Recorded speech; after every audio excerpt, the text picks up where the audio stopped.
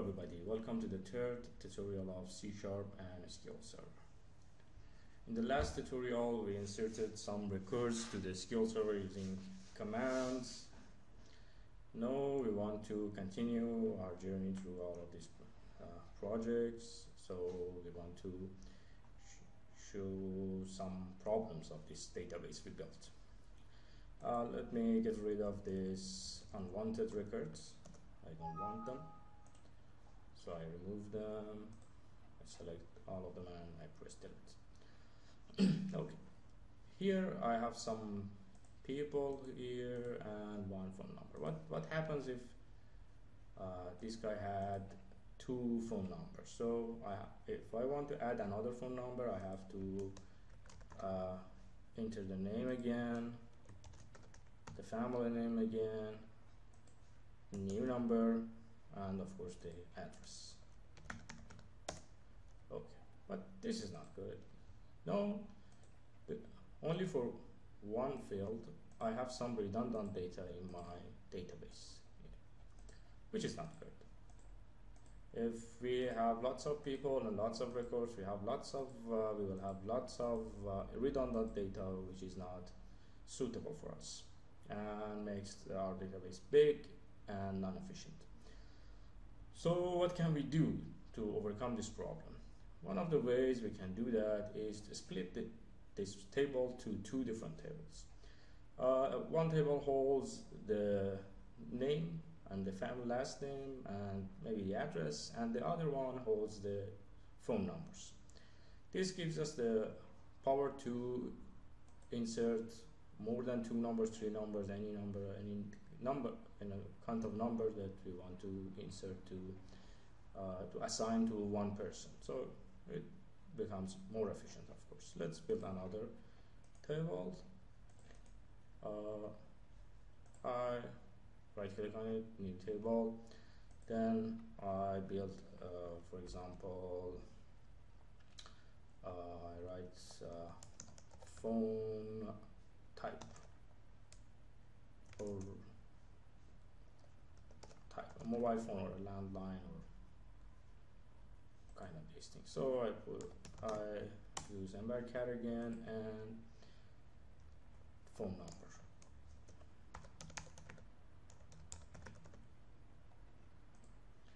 Again, embed, that's fine. I save this table as phone numbers.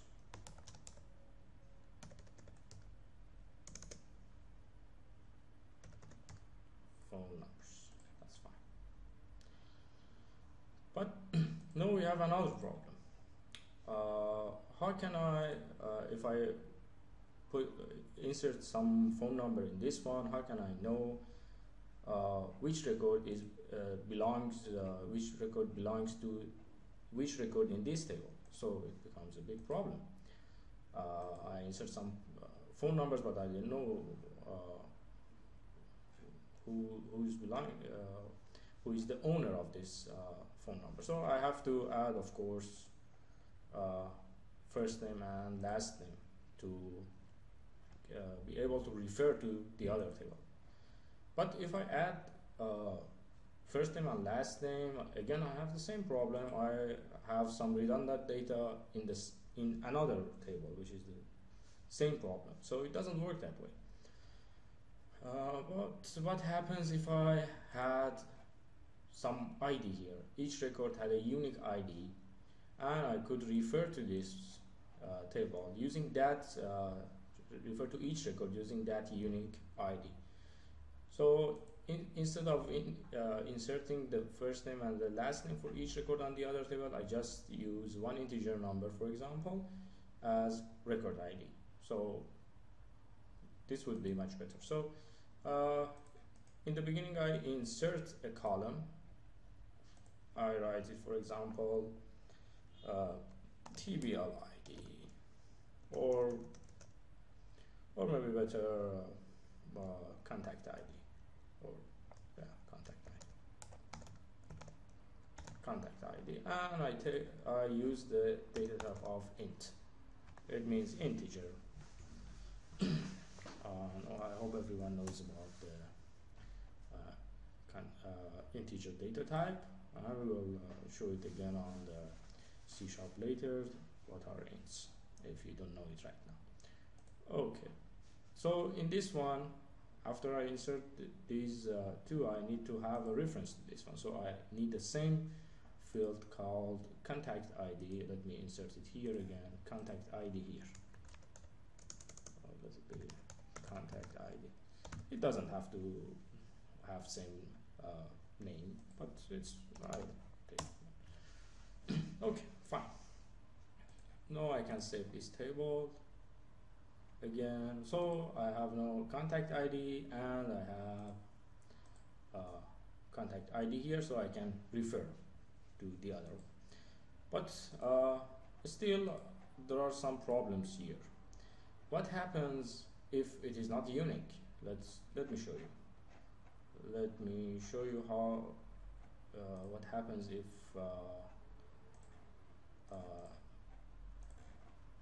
it is not unique. So I open the table. I'm sorry, not this one. I open the table, my table, and you will see I have contact ID, but all of them are not.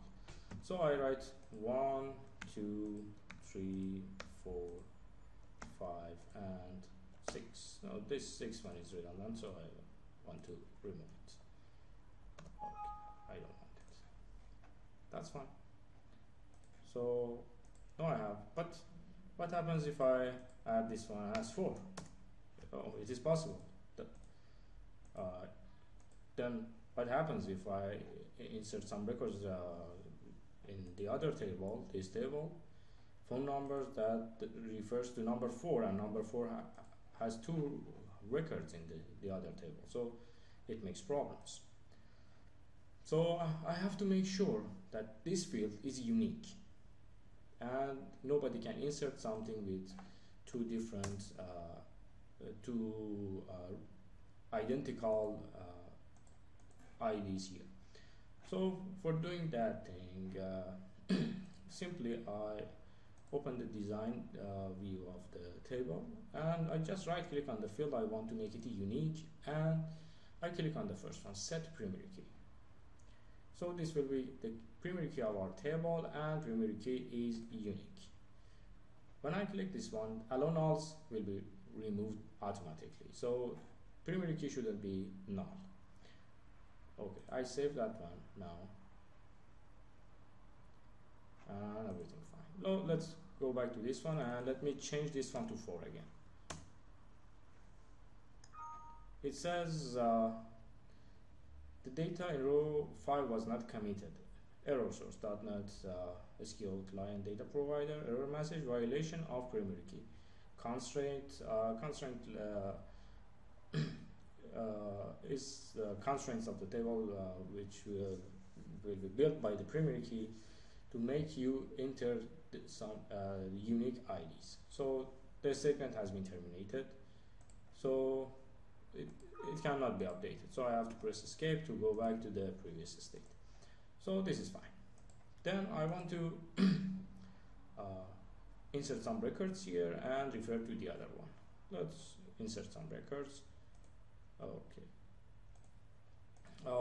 Just for matter of convenience, I remove from this one, I remove the phone number. And if I save it, okay, fine. So let me reopen my table with new configuration. Okay, now I don't have phone number here. So for this guy, the contact ID is 1, so I want to enter some records. Okay, open table. Okay, contact ID is 1. Phone type is, for example, landline, and phone number is something. The other one, again 1, contact ID is again 1, and the type is mobile phone, mobile, then another. So no, it's okay. So this record is of course redundant again, but there is no problem. It's very small, and it's just for referring to the other one, so we can fun, it's fine. So now let's go back and open these tables again. If I can find it. Okay, now I have here this one and I have here this one. But what happens if I want to see one table that has all of the fields together? So what can I do? Let's go back to SQL query, connect again, and change the database to my contacts. So I can select star from my table and select the star from what was that name? Phone numbers. Okay, now I have two tables, but again they are not one table. I want to make them only and only one table. So I can show you some very big kind of statements, lots of different things, but I don't want to go to those commands thing because they are a little hard to remember. So I try to generate it automatically using some graphical interface, which is much easier, and then we talk about the command. Instead of this time I go instead of going to tables, we will see another object. The object is views. These views, I can build a new view, and I have two tables here, so I add them together. Okay, so they are connected to each other now. This shows you contact ID and here contact ID. And there is a link between them. It knows the contact ID has an integer value, and I have contact ID with integer value, so it knows contact ID should be connected to contact ID. So it uses such a command: select fields from table inner join the other table on this field. Okay, let's make some of these things. I press a star here, I use a star here, so all of them. I don't want to filter them. Okay, so now I have contact ID, I have first name, I have last name, I have address, and I have phone type and phone number. And the expression one, of course, is the contact ID because I have it two times. It puts the first time contact ID, the other one as EXPR1. Okay, it's fine, but there is another problem. In tables with more than one ID, one integer value, it makes some problem. And the other thing is I had only just one contact ID here, so it could find the thing. But what happens if I had more than one? And what happens if I had lots of records and I didn't have any index on the other guy's phone number? So it makes some problem if I add, for example, another field to this one, and I want to have the same thing as phone number ID, for example. Here I insert a column, phone number ID,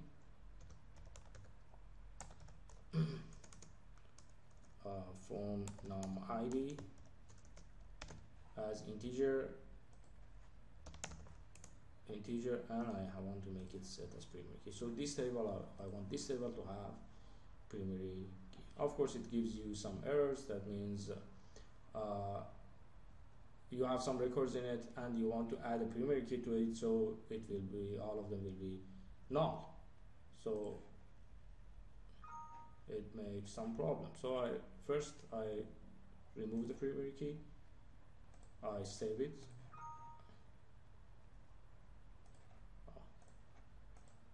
the first time I didn't do that. Now I have to do it again.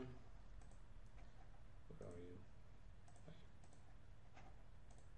Okay, I allow it to be nulls, then I add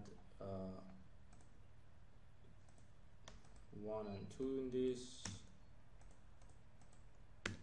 Okay, now it's fine. Then I can make it primary key. Okay. Now I have primary key. Again, there is no problem in the view because it knows this one is the contact. It finds the contact ID again. So let me remove all of them. Add table. I add them together again. Again, it finds contact ID because this is in this table. It doesn't want to go to the primary key again, so it finds another one and puts it here. But if I add a connection to another table, it could have be some problem. At the end, it becomes more complicated and more complicated as long as our columns grows and different data types comes in. So how to solve this problem from the beginning in a very easy way. I can do some things like adding indexes and relations to the data tables, but it becomes some kind of headache if I want to do it by hand using only relations. So I can do some graphical thing. I come here on diagrams. I says yes, I want to enable diagrams. So now in my object explorer, now I have diagrams. I use another diagram. I build a new diagram. I add these two tables to it. Then I can easily generate my relations using click and drag. So I use this one, contact ID, and I drag it to the contact ID, and I just check contact ID is okay. So for FK means foreign key, that one was primary key for the other table, so it wants to generate a foreign key on the other table. So and of course it builds an index, so it will be much easier and convenient to, and of course efficient to go through the records to join them together. So I just check contact ID, okay, contact ID, this is foreign key on this one, primary key on this one, and it calls the index and the relationship name at this one, and then I press OK. The other things will be for later. So now I have these things. I save them, diagram 0, okay, let it be diagram 0. It says I have to change these two tables. This will be affected, so I say no problem, so affect them. Okay, now I can go back to my views, new view, and I don't have any problem. So I press all of them here, and in this one I just want to hear font. I don't want this one anymore, and font type and font. Okay. Now I have only 2 records, but in this table,